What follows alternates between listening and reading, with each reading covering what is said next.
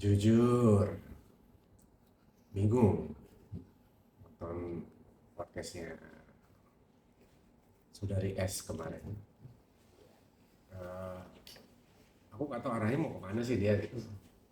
Aku pikir dia di situ ingin klarifikasi, ingin memperbaiki hubungan dengan Ruben dan minta maaf lah gitu kalau memang ada hal-hal yang memang harus diucapin secara langsung.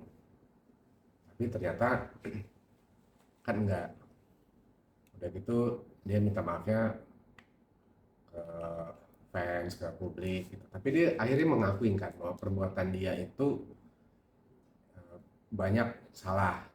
Dan Densu juga bilang secara menurut adat ketimuran itu nggak pantas, perilaku yang tidak pantas sebagai public figure itu diakui dan dia minta maaf. Cuman sayangnya permintaan maafnya nggak ke Ruben. Padahal dari inti semua masalah ini kan antara Wenda dan Ruben. Jadi aku bingung nonton. Oke, saya arahnya mau kemana. Terus ada hal-hal juga yang di luar dugaan. Jadi kok jadi melebar kemana-mana ya. Jadi kayak menyerang Ruben lagi nih gitu. Soal pinjol gitu. Di antaranya aku bingung deh seorang Ruben. Masa sih sampai pinjol? Kalau pinjol kan berarti itu ya kayak KTP gitu ya. Atau selfie gitu ya. Kayaknya Ruben nggak segitunya ya. Nah, yang kedua juga soal kasur. Hmm, di situ udah jelas ya menuduh ya. Wenda nuduh Ruben di situ. Tapi ditanya lagi sama Densu ada buktinya kan, nggak ada buktinya kan, nggak ada. Ya, ini kan bingung ya kemana arahnya. Kalau nggak punya bukti jangan diomongin karena itu bahaya.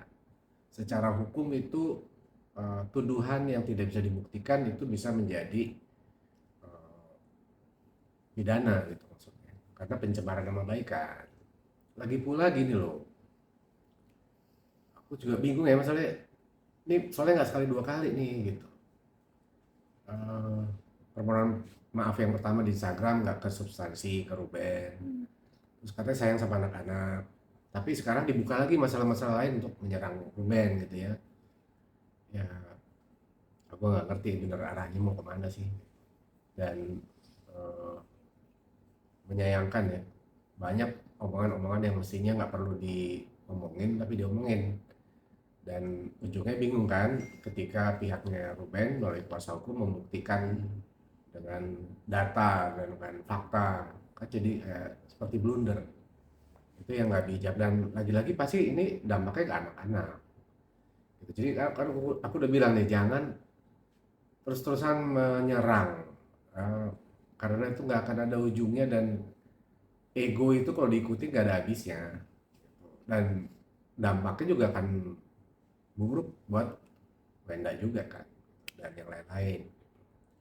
Oke Mas Nanda, kemarin kan ada ternyata di podcast setelah Sarwenda di podcast itu ternyata ada dua bukti, ada dua keperkataan yang disebut Sarwenda akhirnya tidak terbukti Mas. Yang pertama itu soal pinjol yang ternyata tidak terbukti kalau Ruben Onsu menggunakan pinjol. Yang kedua dia S ini bilang kalau dia tidak pernah bertengkar di depan anak-anak, tapi ternyata dibuktikan oleh kuasa hukumnya ada rekaman CCTV yang mereka sedang bertengkar depan anak-anak. Ini gimana Mas? Ya Ruben kan udah ngomong di podcast sama aku kan, janganlah bilang mau buka-buka aib orang, nanti jangan sampai aib kita sendiri kebongkar kan gitu. Itu udah di warning sama Ruben. Sebenarnya gini ya, aku bukannya belain Ruben eh, tanpa ada alasan ya. Dalam hal ini Ruben nggak salah ya kita harus bilang nggak salah. Kalau Rubennya salah kita bilang salah gitu. Tapi faktanya kan lagi-lagi blunder buat Wenda. Apa yang dilakukan Wenda ini tidak menyelesaikan masalah, malah seperti membuat situasi makin panas gitu. Dan pembuktian dari pihak kuasa hukum Ruben itu dilakukan mau nggak mau karena itu menyangkut nama baik, menyangkut reputasi, dan akhirnya apa efeknya kan jadi saling apa ya, saling saling melukain lagi nggak sih gitu. Dan dampaknya buat anak-anak juga kan kasihan.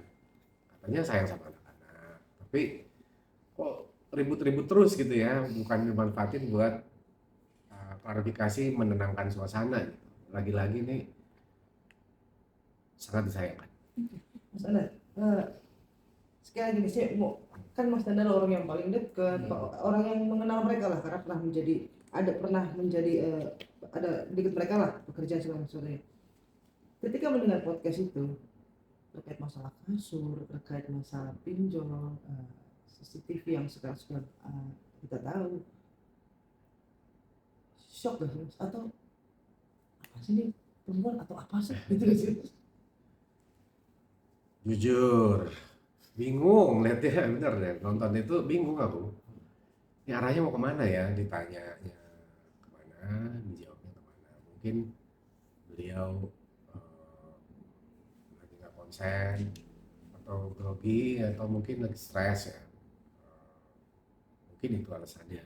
Tapi ada hal-hal yang sebenarnya perlu dijelasin di situ. Itu momentum yang bagus sebenarnya untuk Wenda mengklarifikasi dan meluruskan informasi yang beredar, dan itu kesempatan dia sebenarnya untuk membuat situasinya lebih enak, lebih baik gitu.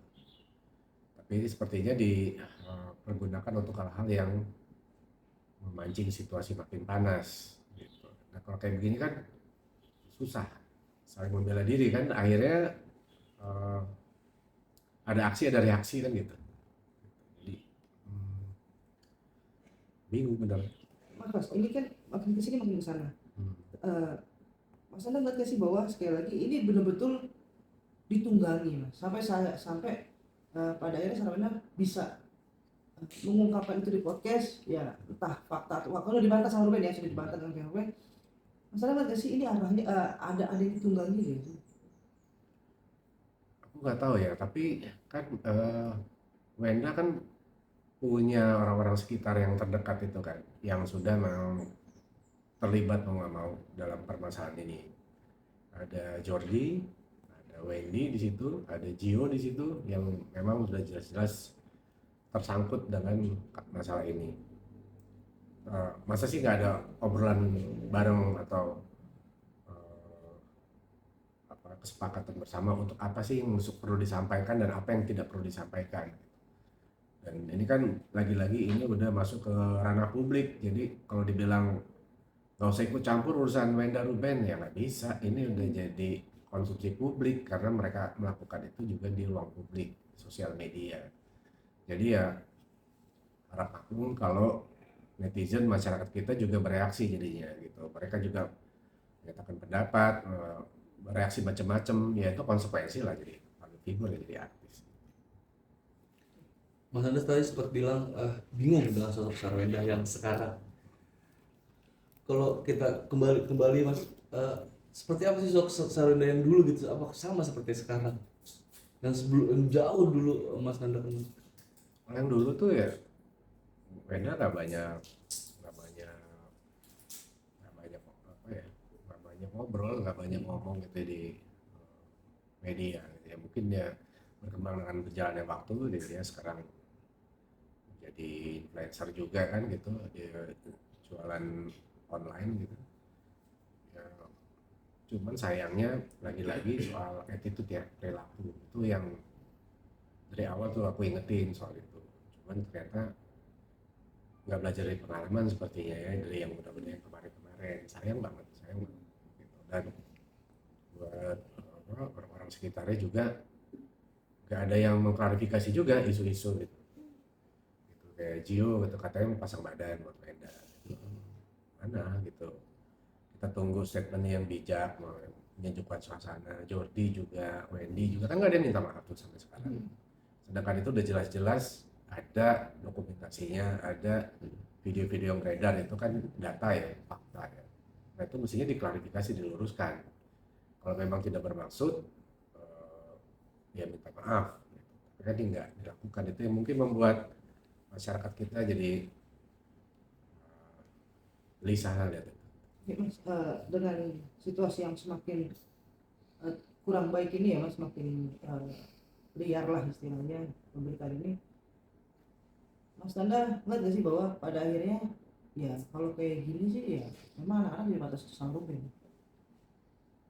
Ya, memang faktanya seperti itu kan, kita tahu bahwa hasil dari kesepakatan sebelumnya adalah 4 hari bersama Wenda, 3 hari bersama Ruben. Tapi faktanya memang anak-anak itu disibukkan dengan banyak kegiatan, les dan segala macam. Kita tahu lah, hingga akhirnya Ruben ya memang sulit waktunya untuk bersama anak-anak untuk 3 hari itu. Itu yang terjadi kan, sampai berlarut sampai sekian lama. Ketemunya cuma di bandara kemarin ketika mau ngobrol. Menurut aku ya ini pasti akan nggak selesai masalah ini gitu, dengan baik kalau ternyata tidak digunakan kemarinnya ruang klarifikasi di podcast dengan Densu. Sayang banget sih.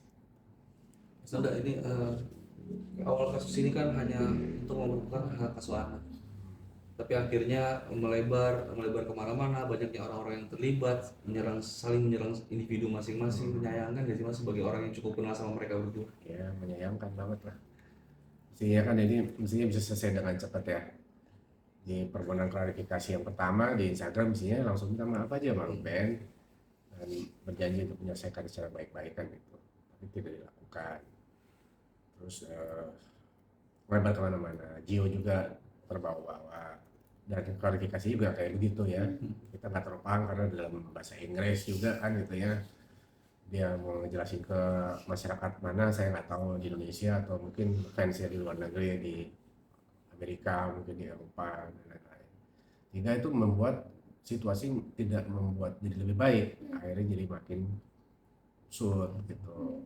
Dan banyak pihak yang terbawa juga kan akhirnya gitu, soal adik dan kakak Jordi gitu, soal Wendy juga sebagai adiknya Wenda, sebagai tantenya, ada Onyo juga terbawa-bawa kan, kasihan gitu, dan melebar kemana-mana. Itu yang Ruben bilang dari awal, substansinya dia soal hak asuh anak, dia nggak mau melebar, tapi hari jadi lebar sendiri karena ada aksi dan reaksi nih gitu, terutama ya dari podcast kemarin dari Wenda itu.